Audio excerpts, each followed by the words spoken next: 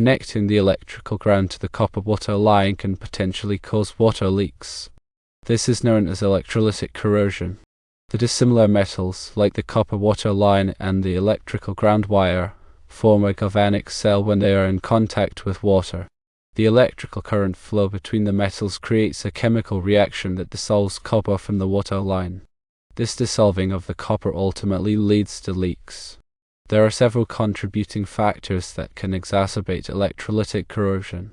Firstly, high soil moisture levels can increase the conductivity of the surrounding environment, thereby accelerating the galvanic corrosion process. Secondly, the presence of salts or other corrosive substances in the water can also intensify the corrosion. Thirdly, loose or improper connections between the electrical ground and the water line can create areas of increased resistance, leading to localized corrosion. The building code requires a ground connection to the copper water line within 6 feet of the building exit. However, this requirement does not specify exactly how the connection should be made, leaving room for improper insulation that can contribute to electrolytic corrosion. To prevent electrolytic corrosion, consider the following solutions. Firstly, the electrical ground should be connected to the water line using an insulated bonding strap. This isolates the two metals and prevents the formation of a galvanic cell. Secondly, as an alternative, a separate grounding rod can be installed and used for electrical grounding.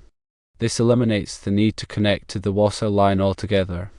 If the electrical ground was improperly connected to the copper water line, it could have caused electrolytic corrosion and resulted in leaks. It is recommended to have a qualified electrician inspect the electrical ground connection to the water line. Verify that it is insulated or isolated using a bonding strap. If the connection is found to be improper, have it corrected by the electrician. Consider installing a separate grounding rod for electrical grounding as an alternative to using the water line. Electrolytic corrosion, also known as galvanic corrosion, arises from the electrochemical process where one metal corrodes preferentially to another when both metals are immersed in an electrolyte and are electrically connected. In the context of a copper water line and an electrical grounding wire, the copper pipe serves as one metal and the grounding wire, typically made of a different metal, acts as the other. The water in the pipe or the surrounding soil serves as the electrolyte.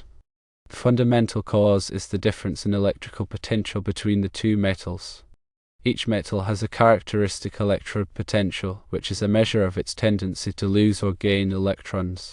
When two dissimilar metals are in contact in an electrolyte, the metal with the lower electrode potential, the more active metal, will corrode.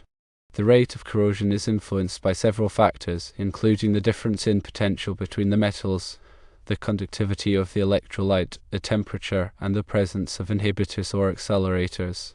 The electrical current flows from the anode, the metal that corrodes, to the cathode, the metal that is protected. In the case of copper pipes, they can become the anode if the grounding wire is made of a more noble metal, like stainless steel, leading to the dissolution of copper ions into the water. The effects of electrolytic corrosion manifest in various ways. Firstly, there is a thinning of the pipe wall. The corrosion process removes copper atoms from the pipe, gradually reducing its thickness and structural integrity. Secondly, pinhole leaks can occur. Localized corrosion can create small holes in the pipe, leading to water leaks. Thirdly, there is a discoloration of the water. Dissolved copper can give the water a bluish-green tint. Fourthly, there can be a reduced water pressure. Corrosion products can accumulate inside the pipe, restricting water flow and reducing pressure. There are several preventive measures that can be taken. Firstly, use dielectric unions. These are fittings that electrically isolate dissimilar metals at joints, preventing the flow of current. Secondly, employ proper grounding techniques. Ensure that the grounding system is properly designed and installed to minimize stray currents. Thirdly, apply protective coatings. Coatings can create a barrier between the metal and the electrolyte, reducing corrosion. Fourthly, control the environment. Minimize exposure to moisture and corrosive substances. Regular inspection should be performed. Inspect pipes and connections regularly for signs of corrosion. There are numerous standards and codes that address grounding and bonding requirements. The National Electrical Code, NEC, provides comprehensive guidelines for electrical installations, including grounding and bonding. It specifies the requirements for grounding electrodes, grounding conductors, and bonding of metal water piping systems. Stray current corrosion, also known as electrolysis, is a type of corrosion that occurs when stray electrical currents flow through metallic structures such as pipelines or underground cables. These currents originate from external sources such as direct current, DC traction systems, welding operations, or high-voltage direct current, HVDC transmission lines. The fundamental cause of stray current corrosion is the presence of an unintended electrical circuit through the earth. When a DC source is connected to a metallic structure, such as a railway track, a portion of the current returns to the source through the earth instead of through the intended return path. This stray current flows through nearby metallic structures, causing corrosion at the points where the current leaves the structure to return to the source. The magnitude of the corrosion is directly proportional to the amount of current leaving the structure. Effects of stray current corrosion can be severe. Firstly, there can be a rapid metal loss. Stray currents can cause a rapid and localized loss of metal, leading to structural weakening and failure. Secondly, there can be pipeline leaks. Corrosion can create holes in pipelines, resulting in leaks of oil, gas, or water. Thirdly, there can be a structural collapse. In severe cases, stray current corrosion can lead to the collapse of bridges, buildings, or other structures. Fourthly, there can be equipment malfunction. Corrosion can damage electrical equipment, causing it to malfunction or fail. There are several methods for mitigating stray current corrosion. Firstly, there's source control. Minimize the generation of stray currents at the source by improving insulation, using better grounding practices, and optimizing the design of DC systems. Secondly, there's cathodic protection. Apply a cathodic protection system to protect metallic structures from corrosion by making them the cathode in an electrochemical cell. Thirdly, there is electrical isolation. Isolate metallic structures from the earth to prevent stray currents from entering. Fourthly, there's drainage. Install drainage bonds to provide a low-resistance path for stray currents to return to the source. Fifthly, there's monitoring. Monitor the current flow and potential of metallic structures to detect and mitigate stray current corrosion. There are several case studies that highlight the impact of stray current corrosion. One notable example is the corrosion of underground pipelines near DC railway systems. Stray currents from the railway tracks can cause significant corrosion of pipelines, leading to leaks and environmental damage. Another example is the corrosion of reinforced concrete structures. Stray currents can corrode the reinforcing steel and concrete, weakening the structure and leading to premature failure. Stray current corrosion is a serious problem that can have significant economic and environmental consequences. Effective mitigation strategies are essential to protect metallic structures from this form of corrosion. Electrical grounding is a critical aspect of electrical safety, and it is intended to protect people from electric shock and to prevent damage to equipment. The basic principle of electrical grounding is to provide a low impedance path for fault currents to return to the source, allowing overcurrent protective devices, such as circuit breakers or fuses, to quickly interrupt the circuit and clear the fault. There are two main types of electrical grounding systems, namely equipment grounding and system grounding. Equipment grounding involves connecting the non-current carrying metal parts of electrical equipment, such as enclosures, raceways, and motor frames, to ground. This creates a low impedance path for fault currents to flow back to the source, tripping the overcurrent protective device and energizing the circuit. System grounding, on the other hand, involves connecting the neutral point of the electrical system, such as the neutral conductor in a 120 or 240 volt system, to ground. This provides a stable reference point for the system voltage and helps to limit voltage surges and transients. The National Electrical Code, NEC, provides comprehensive requirements for electrical grounding. Article 250 of the NEC covers the grounding and bonding requirements for electrical systems. Some of the key requirements include the use of a grounding electrode system, which consists of a grounding electrode conductor connected to a grounding electrode, such as a ground rod, crown plate, or metal water pipe. The NEC also requires that all non-current carrying metal parts of electrical equipment be bonded together and connected to the grounding electrode system. Grounding is essential for electrical safety because it provides a low impedance path for fault currents. When a fault occurs, such as a short circuit between a hot conductor and a metal enclosure, the fault current will flow through the grounding system back to the source. This high current flow will cause the overcurrent protective device to trip, interrupting the circuit and energizing the equipment. Without proper grounding, the fault current could flow through a person who comes into contact with the energized equipment, resulting in electric shock or electrocution. In addition to protecting people from electric shock, grounding also helps to protect equipment from damage. Voltage surges and transients can damage sensitive electronic equipment. Grounding provides a path for these surges to dissipate, preventing them from damaging the equipment. There are several common grounding mistakes that can compromise electrical safety. One common mistake is improper grounding electrode installation. The grounding electrode must be installed in accordance with the NEC requirements to ensure that it provides a lower impedance path to ground. Another common mistake is using undersized grounding conductors. Grounding conductors must be sized according to the NEC to ensure that they can safely carry fault currents. Another common mistake is improper bonding of metal parts. All metal parts of electrical equipment must be bonded together to create a continuous grounding path. Grounding and bonding are essential for electrical safety. Proper grounding and bonding practices can help to protect people from electric shock and to prevent damage to equipment. It is important to follow the NEC requirements for grounding and bonding to ensure that electrical systems are safe and reliable. The waterline bonding requirements in the NEC, specifically Section 250.104. A. Mandate the bonding of metal water piping systems to the electrical grounding system.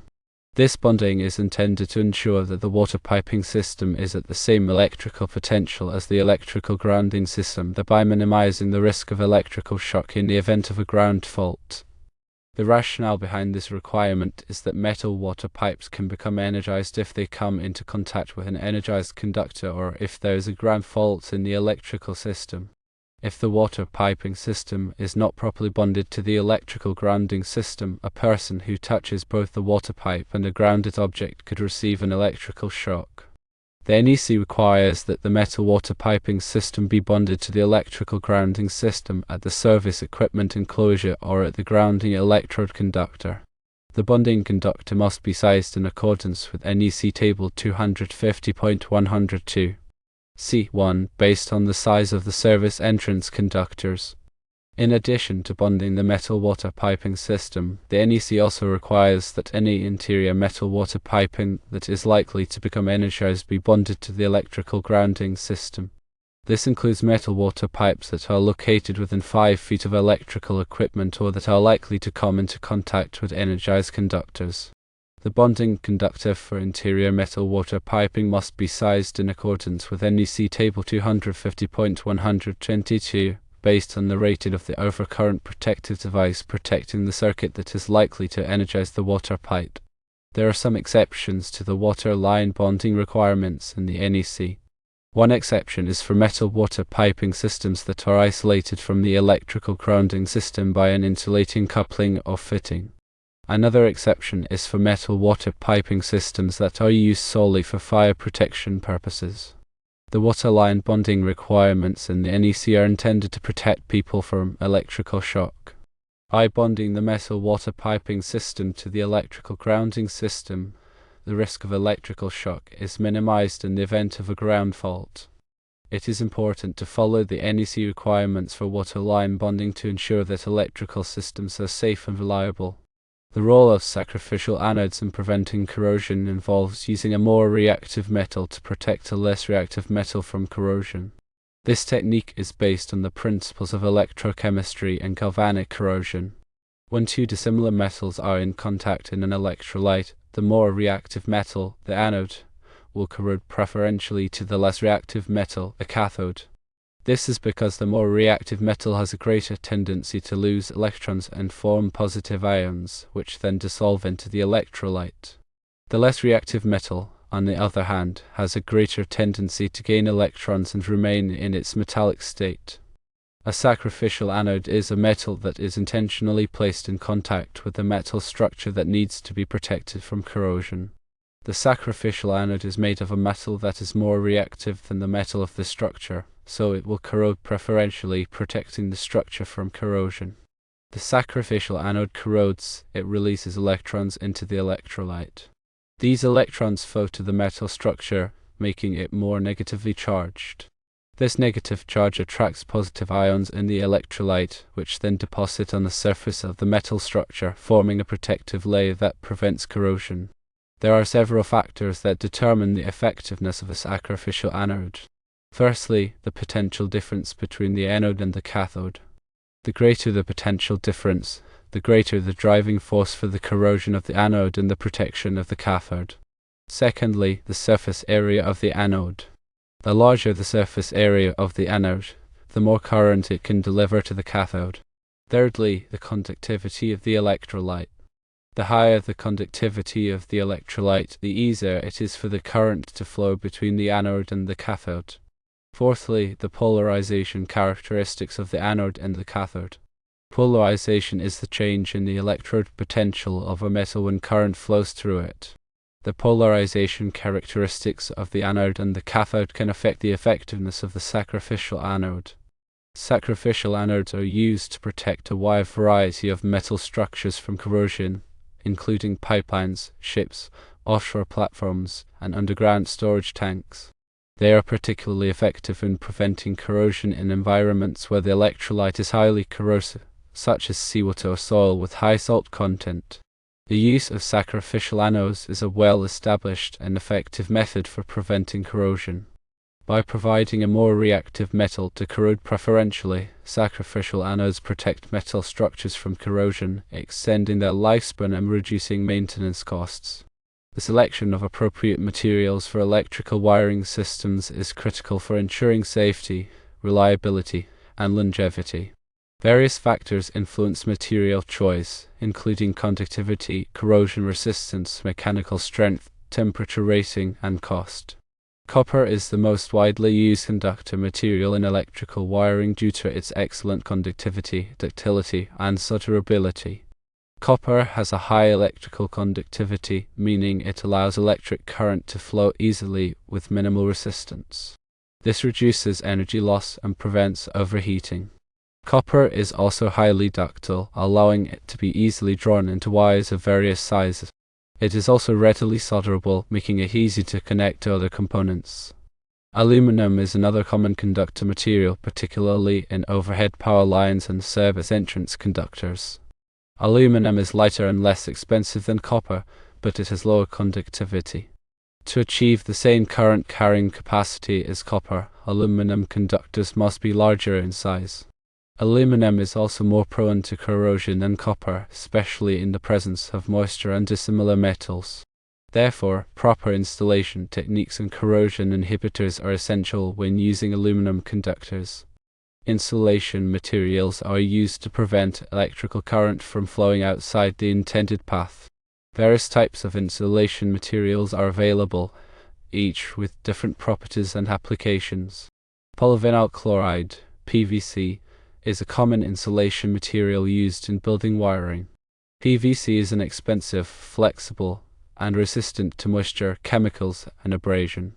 It has a temperature rating of up to 167 degrees Fahrenheit, suitable for most residential and commercial applications.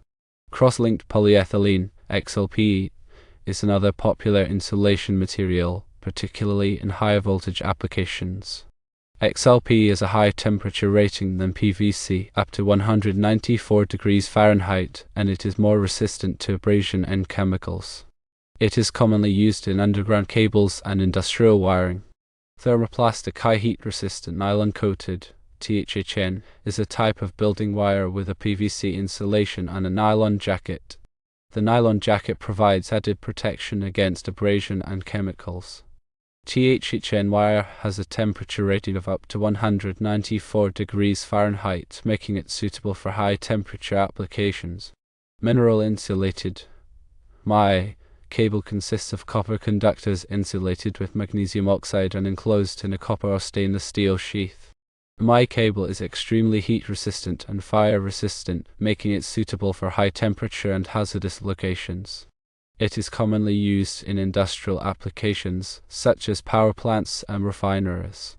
In addition to conductor and insulation materials, other components of electrical wiring systems, such as connectors, terminals, and enclosures, also play a critical role in ensuring safety and reliability.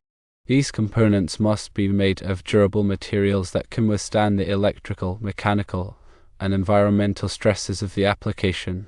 Proper selection and installation of electrical wiring materials are essential for ensuring the safety and reliability of electrical systems.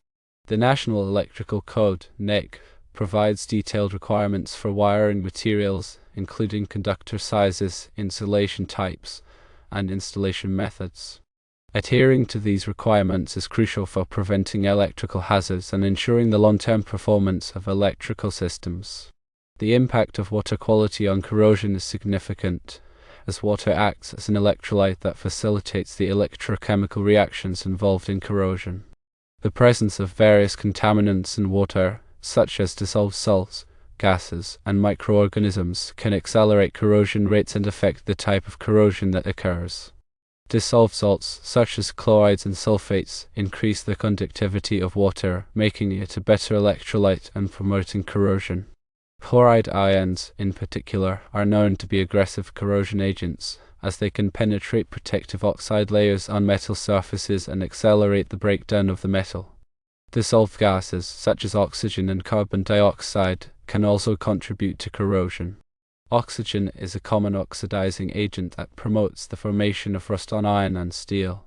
Carbon dioxide can dissolve in water to form carbonic acid, which can lower the water's pH and increase its corrosivity. Microorganisms, such as bacteria and fungi, can also play a role in corrosion. Some microorganisms can produce corrosive substances, such as acids and sulfides, which can accelerate corrosion rates. Other microorganisms can form biofilms on metal surfaces, creating localized corrosion cells. The pH of water is an important factor in determining its corrosivity. Water with a low pH, acidic water, is generally more corrosive than water with a high pH, alkaline water. Acidic water can dissolve protective oxide layers on metal surfaces, making them more susceptible to corrosion. The temperature of water can also affect corrosion rates. Higher temperatures generally increase corrosion rates as they accelerate the chemical reactions involved in corrosion. The flow rate of water can also influence corrosion. High flow rates can increase the rate of oxygen diffusion to metal surfaces, promoting corrosion. Low flow rates can allow corrosion products to accumulate on metal surfaces, creating localized corrosion cells. Controlling water quality is essential for preventing corrosion in many applications, such as water distribution systems, cooling water systems, and industrial processes. Water treatment methods such as filtration, softening, deaeration, and chemical treatment can be used to remove or neutralize corrosive contaminants in water. Corrosion inhibitors can also be added to water to form a protective layer on metal surfaces. Monitoring water quality is also important for detecting and preventing corrosion. Regular testing of water for pH, conductivity, dissolved salts, gases, and microorganisms can help to identify potential corrosion problems early on. By understanding the impact of water quality on corrosion and implementing appropriate water treatment and monitoring strategies, it is possible to minimize corrosion and extend the lifespan of metal structures.